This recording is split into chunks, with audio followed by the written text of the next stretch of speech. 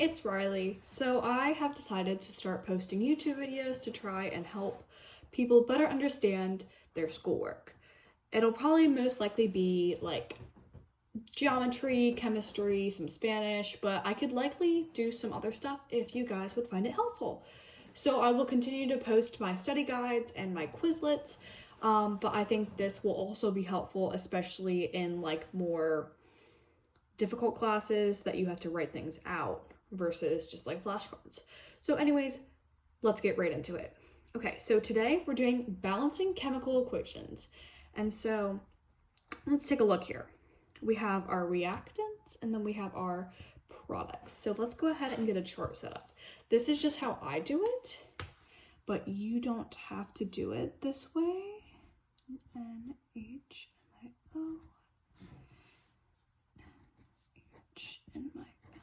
Okay, so I have my little chart set up. And remember, before we try to balance anything, we need to count out the atoms we already have. Okay, so for our reactants, we have 1 nitrogen, 3 hydrogen, and 2 oxygen. And over here, we have 1 nitrogen, we have 2 hydrogen. You might think we have 1 oxygen, but in fact, we have 2. So we have 2 oxygen. All right, so our nitrogen and our oxygen look even, right? However, let's take a look at our hydrogens. They're different, right? Quick little something to remember. Remember, we always do our hydrogen second to last and our oxygen very last. This will help to ensure that our equations are accurate, and I honestly don't know why this is, but it is just how you do it. So keep that in mind. Okay, so since our nitrogens are balanced, let's go ahead and look at our,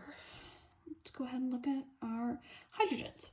Okay, so we're going to start with adding a 6 here, because you also have to think about your end products. Sorry if that was like a bunch of gibberish, but anywho, let's put a 6 here, okay? So let's go ahead and draw a line here, and let's go ahead and make that 12 hydrogen, and then 7 oxygen, if I'm doing my math right, I believe so, and then nitrogen stays the same for now. Okay, and so now that we have 12 hydrogens over here, we need to make it 12 over here because we have to balance. So let's add a 4 in front of here. And so now we also have 4 nitrogens, but also 12 hydrogens. Nothing happened to the oxygen. So now we have 4 nitrogens, 12 hydrogens, 2 oxygens. Okay, so they're balanced in the hydrogens. However, now our nitrogens are off balance. So we're going to have to add a 4 in front of this one. So now we have 4, and then if you multiply that, so 4, and then, okay, so now we have a total of, we have a total of 10 oxygen, right? And our hydrogen doesn't change. So it's still 12.